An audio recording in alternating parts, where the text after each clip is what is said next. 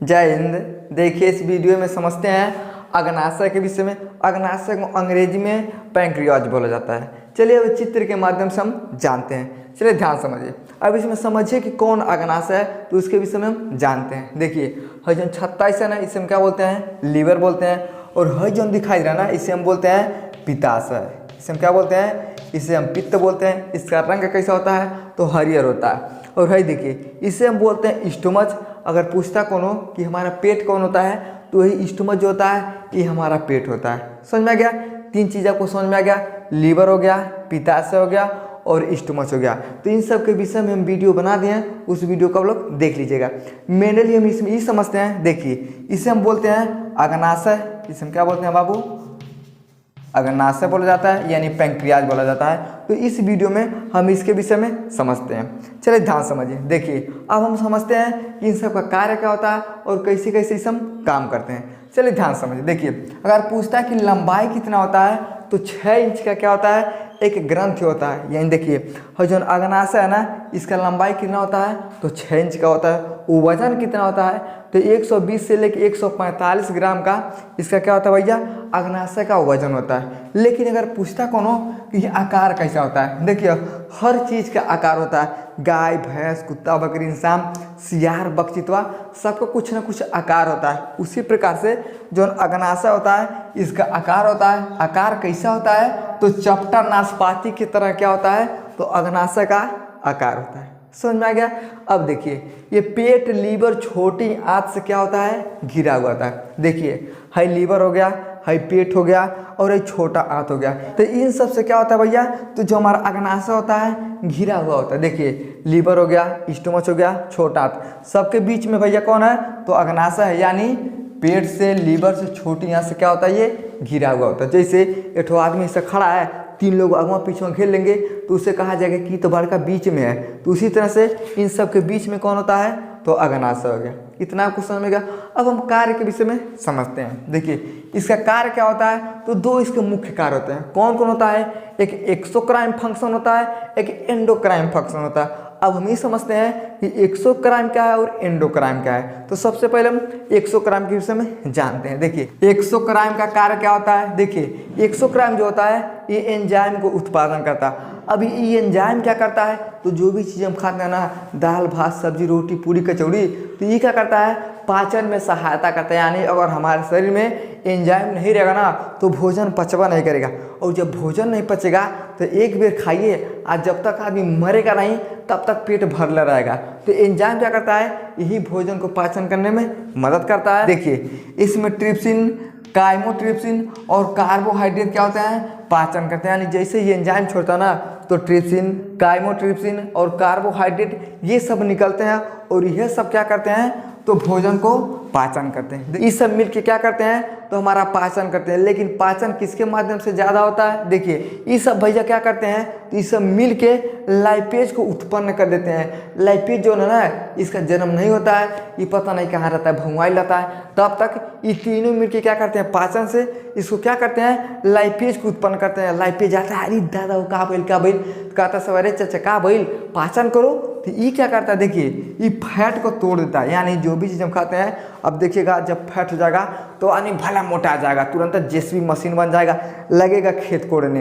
तो क्या होता है? ये फैट को तोड़ने के लिए, और जैसे ही तोड़ देता है ना, देखिए ये वसा का पाचन कर देता है। अगर हमारे शरीर में वसा हो जाता है तो आदमी क्या होता है? बहुत मोटा आ जाता है, भला गधा ऐसा मोटा आ जाएगा। देखिए इसे हम यल से लिखते हैं। तो यल का मतलब क्या हो गया? कि लाइपेज। तो क्या होता है भाई? ये जो लाइपेज होता है ये वसा का पाचन करता है। ये सब किसके अंतर्गत आते हैं? तो एक्सोक्राइन के अंतर्गत। एक्सोक्राइन एंजाइम को उत्पन्न करता है और ये सब भी उत्पन्न होते हैं, जिसके कारण पाचन होता है। तो पाचन होने में सबसे महत्वपूर्ण भूमिका कौन निभा देता है? तो लाइपेज क्या होता है भैया? यही वसा का पाचन करता है, जिसके कारण हमारे शरीर में धीरे धीरे भोजन पचने लगता है और फैट उठ हमारा ज़्यादा नहीं होता। लेकिन बहुत ज़्यादा आप खाइएगा तो बढ़ करेगा। इसका बेचारा सहन शक्ति होता है, इसका सहन शक्ति है 1 किलो खाना पचाने का, और रोज 4 किलो खाइएगा तो वो सही से नहीं पचा पाएगा, जिस कारण क्या होता है? फैट हो जाता है। समझ में गया? तो ये वसा का पाचन करता है। ये किसका काम हो गया? तो एक्सोक्राइन का। इतना आपको समझ में गया। अब इसका स्क्रीनशॉट लीजिए। अब हम समझते हैं एंडोक्राइन के विषय में। चलिए अब समझते हैं एंडोक्राइन के विषय में। देखिए एंडोक्राइन का कार्य क्या होता है? तो ये हार्मोन्स को भेजता है। देखिए एक्सोक्राइन क्या करता था, एंजाइम को छोड़ता था, लेकिन जो एंडोक्राइन होता है ये हार्मोन्स को भेजता है। और जैसे हार्मोन्स को भेजता है ना, देखिए ये रक्त प्रवाह में शुगर को नियंत्रित करता है, यानी जो भी हार्मोन्स भेजता है वो क्या करता है, तो हमारे रक्त प्रवाह में शुगर को नियंत्रित करता है। अगर शुगर हमारा नियंत्रित नहीं कर पाता है तो हर आदमी को शुगर हो जाएगा, तो उसको नियंत्रित कौन करता है, तो ये हार्मोन्स करता है। और ये किसके माध्यम से जाता है, तो एंडोक्राइन के। समझ में गया। अब देखिए एंडोक्राइन का कंपोनेंट होता है, उसमें एक सेल होता है, यानी एक कोशिका होता है, उसे हम क्या बोलते हैं, इसे हम आइलेट बोलते हैं। देखिए जो आइलेट सेल होता है ये क्या करता है, ये ब्लड में शामिल होता है और हार्मोन्स को बनाता है और छोड़ता है। अब एक चीज़ बताइए, आपके घर में रोटी पकता है, दाल भात बनता है, तो कौन बनाता है ना, चाहे आप बनाइए, चाहे आपके मेहरारू बनाए, चाहे घर का कोई भी सदस्य होता है जिससे दाल भात सब्जी रोटी को बनाता है। उसी तरह से आप कंपनी में कार्य करने के लिए जाएगा तो हर तरह के लोग होते हैं और सब लोग अपना अपना कार्य करते हैं। उसी तरह से देखिए जो आइलेट सेल होता है ये किस में शामिल हो जाता है, तो ब्लड में शामिल होता है। और ये क्या करता है भैया, हार्मोन्स को बनाता है और छोड़ता है, बनाता है, छोड़ता है, बनाता है, छोड़ता है। तो किसका काम होता है, तो आइलेट सेल का। समझ में गया।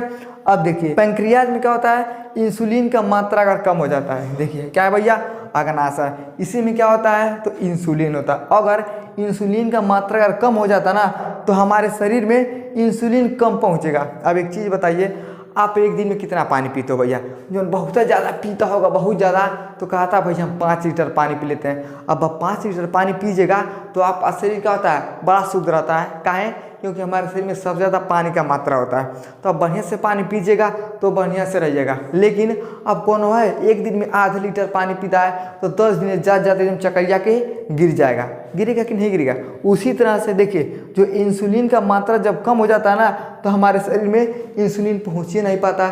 जिस तरह से आपके प्रत्येक कोशिका में पानी नहीं पहुँच पाएगा, उसी प्रकार से जब कम हो जाएगा, अब पानी कम तो पानी का मात्रा भी कम आपके शरीर में जाएगा। उसी तरह से जो इंसुलिन होता है इसका मात्रा जब कम हो जाता है तो हमारे शरीर में कम पहुंचता है। और जैसे कम पहुंचता है तो ब्लड में ग्लूकोज ज़्यादा हो जाता है, जो ग्लूकेगान होता है उसके असर को बढ़ा देता है, जिसके कारण आदमी क्या हो जाता है, शुगर हो जाता है। समझ में आ गया। अब यहाँ पे समझिए है क्या है भैया, इसे ही हम बोलते हैं अग्नाशय। देखिए हयो अग्नाशय, इसी का चित्र हम यहाँ पे बना दिए। देखिए आपको एंडोक्राइन के विषय में समझ में आ गया। अब इसमें भी कुछ कार्य होते हैं। देखिए है क्या है भैया, ऐसे देखिए गोल गोल निकल रहा ना, जिससे आप पत्ता देखिएगा, आमे का पत्ता चाहे किसी भी चीज़ का पत्ता देखिएगा तो पत्ता ऐसा रहता है। देखिए है पत्ता होगा ना, तो ऐसा ऐसे उसी में रहता है। कुछ इसी प्रकार से अग्नाशय में भी होता है। देखिए हजून गोलका होता है ना, इसे हम क्या बोलते हैं, इसे हम तो एसिनार सेल बोलते हैं। एसिनार सेल का कार्य क्या होता है, तो ये भी एंजाइम को छोड़ता है। देखिए इसी में होता है गोलका गोलका एसिनार सेल, ये भी क्या करता है, एंजाइम को छोड़ता है। इधर से भी कुछ रस आते हैं और इधर से, और एकर नली दोनों एक में जाके मिल जाता है। तो जो भी भोजन हमारा आता है ना तो तीनों एक में जाके मिल जाते हैं और ये धीरे धीरे क्या करते हैं भैया, छोटी आंत में चले जाते हैं और छोटी आंत से बड़ी आंत में, और फिर बाहर गुदा के रास्ते से बाहर निकल जाते हैं। तो जो एसिनार सेल होता है ये भी क्या करता है, तो पाचन के लिए एंजाइम को छोड़ता है। समझ में आ गया। अब देखिए इसी में देखिए कैसे गुच्छा टाइप का होता है। इस गुच्छा टाइप को हम क्या बोलते हैं, आइलेट ऑफ लैंगरहैंस। तो लैंगरहैंस ने भी इसके विषय में पता लगाया था 1870 ईस्वी में। तो देखिए ये जो होता है आइटियल लैंगरहैंस, इसमें 3 टाइप के सेल होते हैं। कौन कौन होता है, देखिए एक होता है हमारा अल्फा सेल, एक होता है बीटा सेल और एक होता है गामा सेल। यानी ये सब क्या होते हैं भैया, तो ये सब सेल होते हैं, यानी कोशिका होते हैं। और ये भी सब क्या करते हैं, तो बहुत बढ़िया से कार्य करते हैं हमारे शरीर में। अगर आपको ये सब समझना है तो मिश्रित ग्रंथि के विषय में हम इससे बताते हैं, उस वीडियो को आप लोग देख लीजिएगा। समझ में क्या। तो ये सब क्या होते हैं भैया, तो ये सब होता है अग्नाशय का कार्य। किसके कार्य हो गए भैया, तो पैंक्रियाज के काम। समझ में आ गया। 2 ठोरा मुख्य होता है, कौन कौन होता है, एक्सोक्राइन और एंडोक्राइन। समझ में आ गया। तो वीडियो को लाइक शेयर सब्सक्राइब जरूर करें। जय हिंद।